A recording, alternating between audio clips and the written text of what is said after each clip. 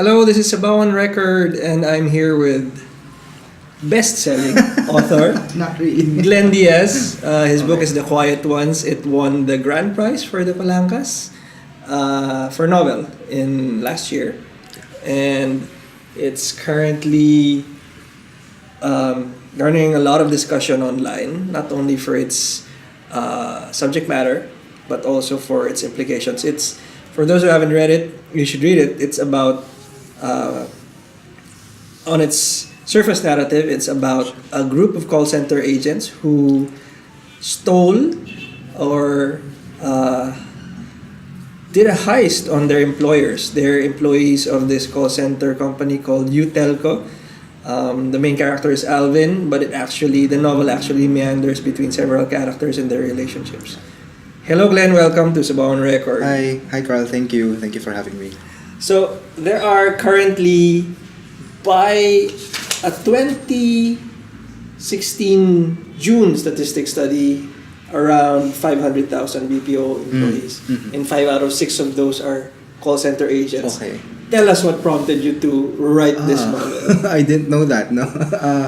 I worked for a call center when I was in college. When I was 19, I worked for a call center.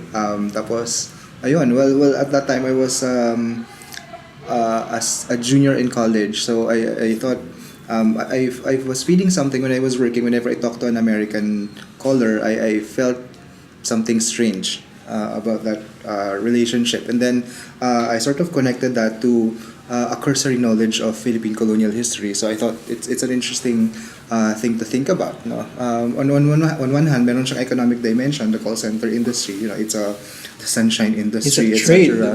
On one hand, pero I thought it would be interesting to sort of connect that, and that's gonna be that's a political project to sort of connect to situate the call center industry in that broader continuum of Philippine colonial history. So yun ang medyo political project niya. Pero of course, the initial impetus is really it was on hindsight, it's a fun experience, pero while you're doing it, Was it that fun? I'm sure it wasn't that fun. I'm sure it wasn't. No. The atmosphere of the novel is like oblivion, and parang just the pathetic grind of every day, yun nga.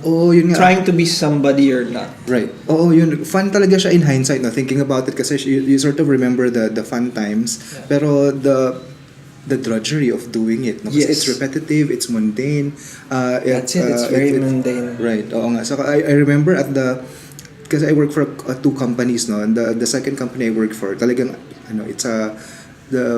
it's an AT&T. Sabihin ko na, no, it's AT&T. So it's notorious for being a very difficult account kasi you cover sales, you cover a little tech support, you cover customer service. So talagang wide-ranging siya. So at any given time, you have like 15 like windows open, and you have to multitask, and then you cannot go on after call. Kailangan after you finish a call, another call comes in immediately. So tuhog siya basically.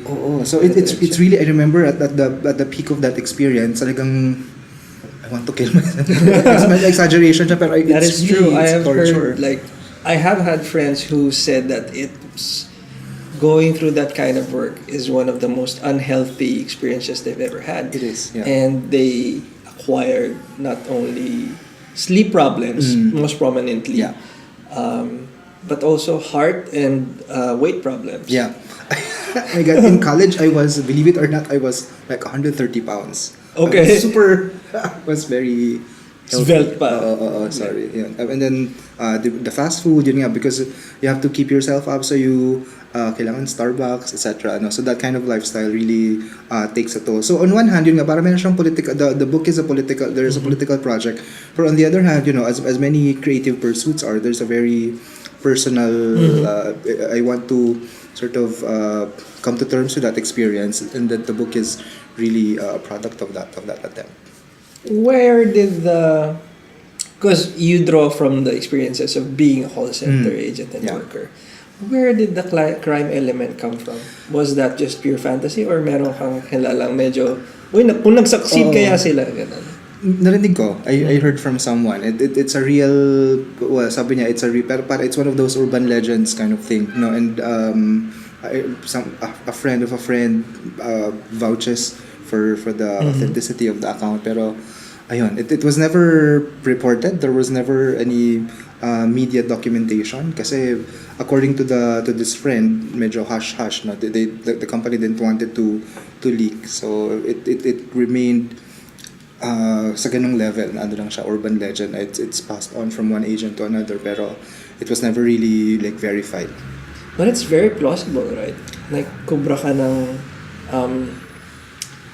a little bit here, a little bit there. Yeah. And then bingo. Yeah, I can suppose. escape to the Cayman Islands. A couple of Sounds Hollywood, but yeah. The urban legend must have some kind of basis. Right. So in the early years, especially, na parang the wilderness years, na people were the systems were not as secure.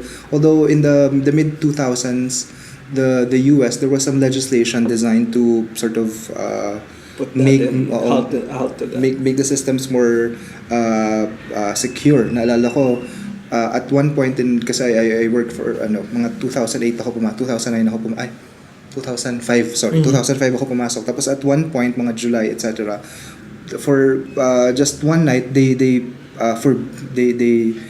banned bringing in pens because kasi nga you can write account you numbers can etc. So may mga ganung regulations. So there are no put in writing place. implements in that company. Na siya for the agents at least no. So may mga ganong regulations put in place pero before that talagang medyo free for all na people can steal credit card numbers etc. Okay. I think right now this is a very necessary kind of literature in terms of parang just self-reflective analysis of our culture, especially with so many agents pala in the general population. It could have easily been a kind of crime novel for you, but I found out that it was cobbled together from your short stories, diba? Yeah. Eventually, did you just embrace the meandering style? Or was that really parang kailangan talaga ganito para ang dami siyang kasing details, ang daming mga list of experiences and thoughts and meditations? That was the hardest part for in writing the book, na finding the structure. And ngayon the most common complaint I heard about it is that yun nga, there's an opening attempt to pull you in via the crime thriller plot pero nawawala siya eventually, and then it just meanders, and it's kind of there's one reader even described the middle part as a chasm. There's a hole in the middle of the book. middle. No, it's really and that was unintentional. That was intentional. I wanted to show that I can do plot. No, I mean if I wanted plot, I can really do plot. On the other hand, you're right. It's also a function of the fact that there are stories that I wanted to weave in together. Pero I'm conscious of structure because I wanted to make history routine. I wanted to, that was what part of the intention. There's a bit of concretism. Yeah. Exactly. No, that are you bored with the pathetic style of in the lives? That's the point. Precisely. No, ayan nga, parang I wanted to look at plot not only as chronology but also accumulation or accretion. So here, if there is an effect of being inundated by mundane routine stuff, etc., details, sort of needless, think superficially needless details. That's life of the whole set of the Alvin and Brock and Karen. And at this point when I was stringing the stories together, I remember lumabas yung the Pulitzer winning novel by Jennifer Egan, A Visit from the Goon Squad, which is also a combination of novel, short stories that were strung together. Did you take inspiration? I did. Although tapos when I kasi this is also part of my the stories were part of my MA thesis, and I was doing it. I tried to look for a tradition in the Philippines. Parang wala masyadong gumagawa ng ganun na kasi we're all, diba? Kasi many of our that is so true. That is so true. We'll go into that later, but please finish your thought. Okay, ayun lang. Kasi many of our writers, they collect their stories for the first book, diba? And then medyo walang masyadong... Yeah, I did the same. Because it's easy, diba? It's easy, no? Something in other stories, ganun. Parang there was no... For some writers, wala masyadong curation na nangyayari. So I thought, And since I was writing the same character, I thought, kahit na I was writing stories, pero I was writing the same characters, I was writing the same milieu, so I thought, why not combine them to make something. For me, I have no problem with that style. It's the intention is clear. Perhaps eventually the craft of that you will get better at it. But it's been done before, especially with I think the Irish writers of the 90s are very good with that. Right, like right. Ryan Welsh and the other guy, I forget his name. But one of the most interesting parts of the story, the strains of the story, is Carolina for me and Reynaldo. Did you have like something to base that on, or like did you have military No. research for that? It also started from It's a short such story. it's such a soap opera-ish premise, pero it now becomes like really gritty and meditative of homelessness, especially for Carolina, who is an expat. Yeah, it outside the orbit talaga siya, no. I realized that. No, it also started as a story. I remember we were in Pagudpod, and then we were next to us, and precisely ganon. Kami actually, yeah. it's a first book, so everything is kind of like autobiographical talaga. First hand account. Ayun, and then I just thought of a way to connect that storyline to the central storyline. So it's very enjoyably, diba? Parang I could feel your like enjoyment writing it, or at Talaga least ba? reading it. It felt that way. Yeah. Oh, I enjoyed it. Si Brock, parang it's the distinction of the characters for me is really the thing that makes this unique. Tapos si Brock and si Karen, yeah. So the tenor of the relationships, and then you take that into the context of the industry that they came from. Yeah. I It's a remember microcosm na nung is underserved. you think so? nung defense of my thesis, ang sabi ng isang panelist, the politics sometimes overpowers the narrative. Pero Sabi niya. sabi ni Charles. Sabi Okay. And then I agree. Parang sabi niya, For the record, Charles Sonong is a very good novelist. yeah. Yes, so I like him. Ano ba to? Sabi niya, I like the love stories, pero for the other ones, parang galit ka lang sa kano. I remember that term, which is absolutely... How did you react to that? Absolutely perfect. No, that's true. It's true. So I thought, I borrowed the principle, and yun ang ginawa kong organizing principle, na love stories na sila. Para at least there's a... Kasi I thought yung desire, it's a good antidote to like the persuasiveness and the force of politics, no? That parang ina-undercut niya lagi yung politics eh. So I thought interesting yun. Yeah.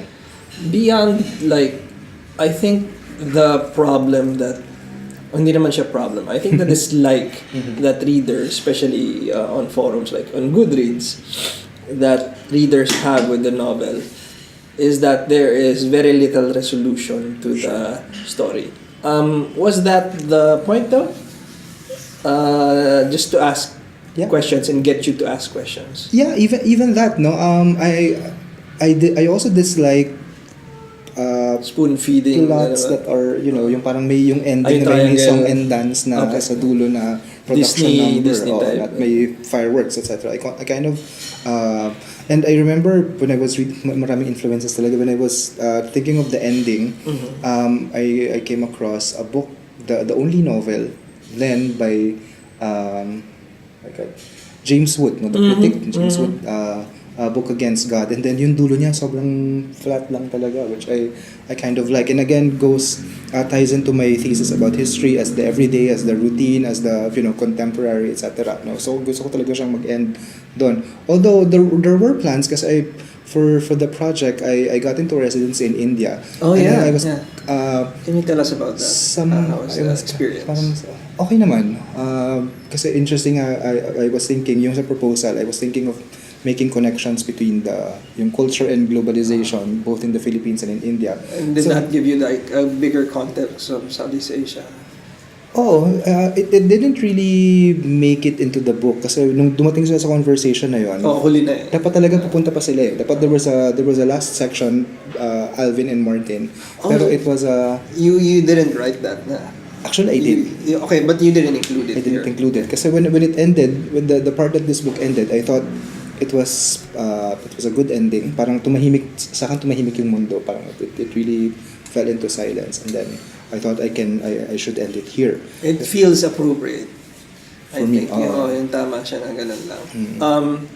And I think, although I would like to read that chapter, I think that, medyo out of place na siya if dadagdag mo siya. Oo nga. Parang ano na lang siya, deleted scene sa pelikula. When I used to have an agent, when we were talking about the book, yung kanyang idea ay yun nga, gawin talaga siyang thriller, as in crime thriller. And it was initially, so the escape part is really just supposed to be the first part, and then ayun, meron pang India, tapos punta pa ng US, etc. And I didn't really... Tumatakas talaga. Oo. Basically. And I thought it's a different project. Hindi na siya yung... Yeah, it seems like it. Thank you. There is much to parang unpack there, just the thriller part, if you decide to pursue it. Sure. Yeah. This might be a trilogy. Who knows? I mean, you might want to revisit the characters. Hindi They're na. still alive. Like, yun na. Pero hindi na. You said somewhere that, I think this is your own writing though. You did an article on this one. That writing should testify to its own inadequacy. That, for me, it resonates because I think men of letters, or just people of letters, are rarely people of action. Do you agree? Sure. Yeah, I mean broadly, no. I mean in terms of the principle, I do, no. Alala ko, I was in Shanghai last week.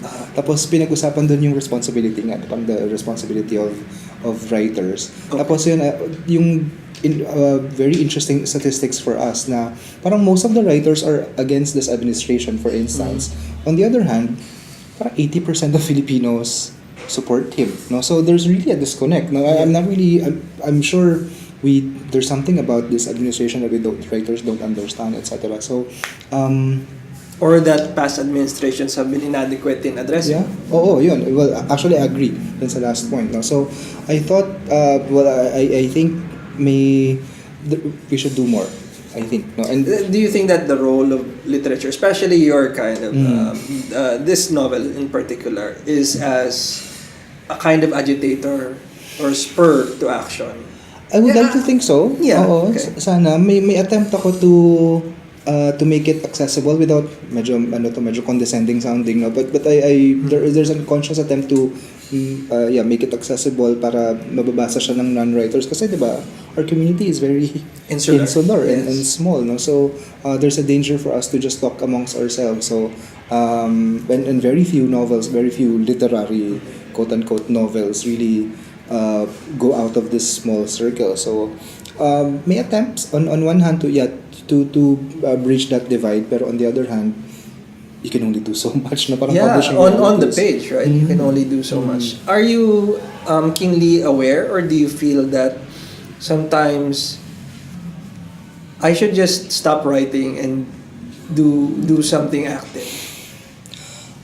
Is your opinion that, for me, I think, where does the discussion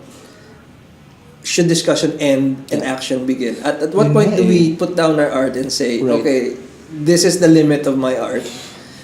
I should go do something useful and actually make a difference. Although arguably people have been saying, especially sa atin with Rizal and the our historical heroes, diba? People prefer Rizal to Bonifacio. Yeah. Hindi ko alam ang sagot. I don't know. This is a good discussion to have though with and explore. It's very much explored in your other writings, I think. Yeah, it's interesting. Yun nga, no, on one hand, parang Filipinos, because we have Rizal, parang we're kind of attuned to that relationship. Na parang we know intuitively that literature can connect to social movements or something. Pero on the other hand, you know, I mean, it hasn't been happening lately, right? 100 years later, diba? Here we are, and we're still holding air in our hands. Yeah, we have a lot of martial law novels, for instance, and yet, you know, Marcos is now buried at the libigan ng mga bayani. So may disconnect somewhere. And it hasn't been useful at all. Your book, for me, I think, is and feel free to disagree with me. I think it's a political act in itself to talk about your current milieu and juxtapose that with what you say and what we both experience in the literary community as being an echo chamber of pointless, really. It's pointless discussion, right? And we're enamored with our own jargon and our own little concerns that ultimately do not spell any kind of difference with the people we're trying to serve or the people we're trying to address. Even our literature sometimes, mismo, we're producing things, I think, that are not meant to be read by anybody else except us. I agree. How do we get out of this? I don't know. I don't know. No. I think it's a very complex issue kasi most Filipino writers are, if not in the academe, they're in the publishing industry, they're in the ad industry, marketing, etc.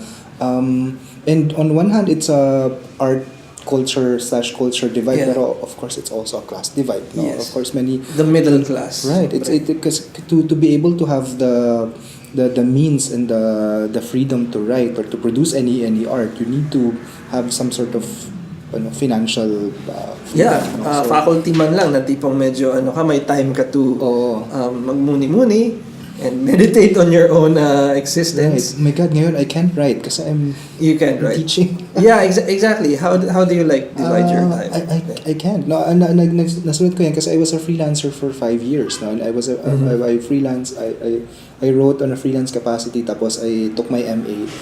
And the bulk of the books, 90% of the book was written during that time. And then I absolutely have no idea how teachers can write kasi I'm finding out it's so... Ang bigat lang ng load. Oo, sobra. Yeah, so parang the headspace that you need for writing, it's constantly colonized by teaching related stuff. So I couldn't, Or baka there's a way to do it that I haven't learned.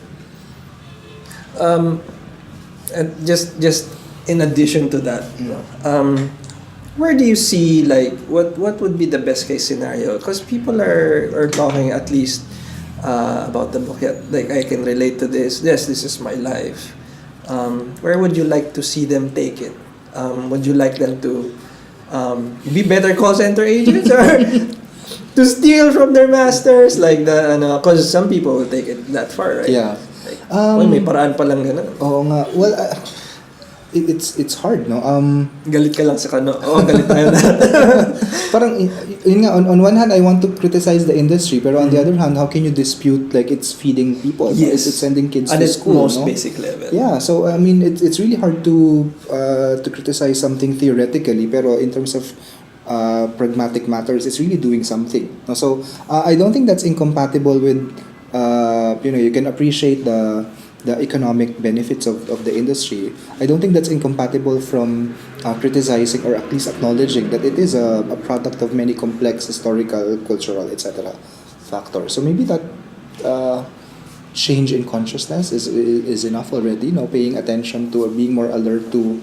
Kasi yun nga, it's the drudgery of the work that it can render you immobile and incapacitated. So maybe just the alertness, the increased consciousness in terms of paying attention to the job or the industry or the nature of the work. In that way, I guess parang caveat na siya to people who might actually are thinking of joining, being employed by call center. Oo, siguro. Parang yun nga, even the what I like most sa mga comments again, paying attention to the city, for instance. It's really, and it's like that. I like one line here that says, parang ang labas is to everybody else it's hell, but to us it's just a Tuesday.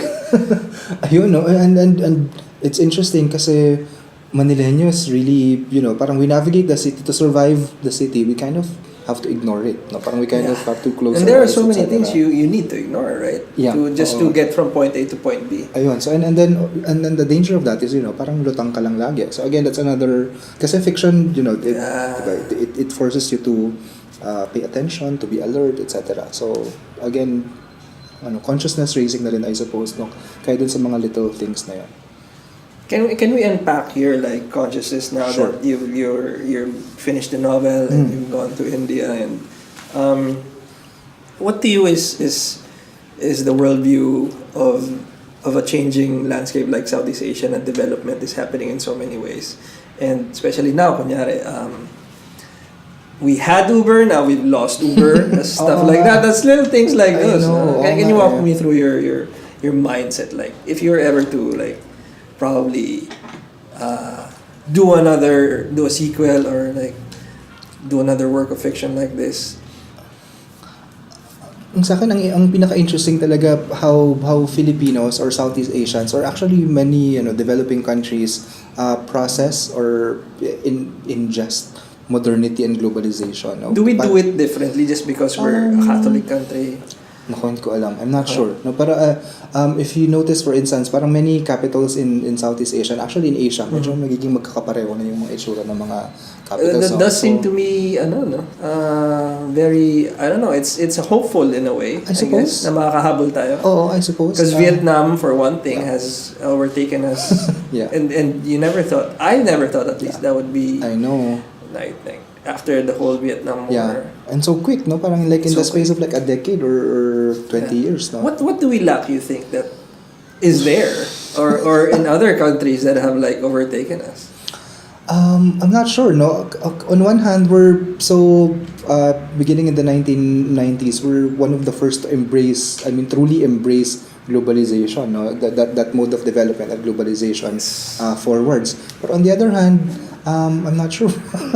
I'm not sure what I mean, culturally, for me, it's really some kind of self-reflexive. I think that's it. Maybe that's it. Like, we have a subculture of a subculture, meaning the literate among the middle class. Sure.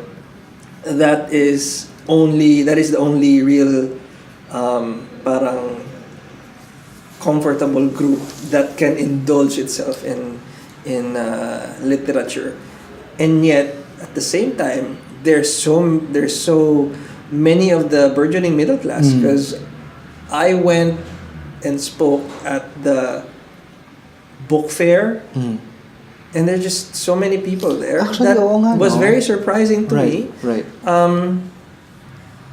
How much of that siguro is reading Filipino literature and finding themselves in the characters, in the stories, as opposed to let's say some foreign twin novel. It's really very interesting to me. Like, especially in the context of you creating this I hesitate to call it a phenomenon, but it certainly has birthed a lot of discussion that wasn't there before. Certainly not enough. No, yun nga, pag pupunta ka ng MIBF, grabe, no? Parang sobrang tao. Everyday, no? And from opening to closing, sobrang daming tao. Pero I don't think they're... Iba yung binibili nila eh. Enough, oo. Is it our failures as literary proponents and gatekeepers? I suppose, oo. Go ahead. I have no answer to that. I don't know. There was one very interesting avenue that was unexplored, and now I made them aware of it. Yeah. Do you remember Miguel Sijuco? Sure. Si Chuck, who wrote Ilustrado, winner of the first Man-Asian Filipino novel, right? Yeah. He says that there are simply things that we refuse to acknowledge, even in our daily life, like the cultural elite, as it were, but we're just middle class. Okay. Siya talaga yung cultural elite talaga siya, ilustrado siya. And I think you mentioned that there are so many things we need to ignore just to cross the city, just to survive going to work or daily life. Yeah. Is that kind of mindset, is it that frisson of everything na diba, na we may be creating our own blind spot? I suppose, oo nga, no? Is it something worth unpacking? I agree. Yun nga, parang on one hand, parang sobrang hirap na talaga ng buhay na you don't want to, that could be me in the sidewalk. You really have no time to, kaya mas patok yung escapist fare, no? Kasi it's really a function of, Adorno said something about this a long time ago. No? You're so ano ba to? The drudgery is so impenetrable that you really have no luxury to think for yourself, I suppose. You have no ano ba? Interior life, no, that sense for an interior life needed, or that sense of imagination needed to appreciate literature or art is deadened, no, is really crushed, no, by the material conditions, the terrible material conditions that many Filipinos live in. So talagang when you were in working in the call center, did you have time to do that, just to like read books, watch movies, stuff like that? Did that offer a kind of, you know, palliative to the I would, no, experience? but ayoko na ng things that would make me think, because it's really a very difficult job. After the shift, you just want to like rest. I remember I had 11-hour shifts, and I really just want to not think of anything. So yeah. Can you take us through like what you're doing now, and what are you writing? I'm not writing anything. I'm not writing anything. I'm thinking of switching languages, actually. No, at this point, yeah. To Filipino? To Filipino, Wow. Tagalog. Oh, yeah. what brought on that? Yung that question of access and audience, Oh, yeah. no. So speaking to a more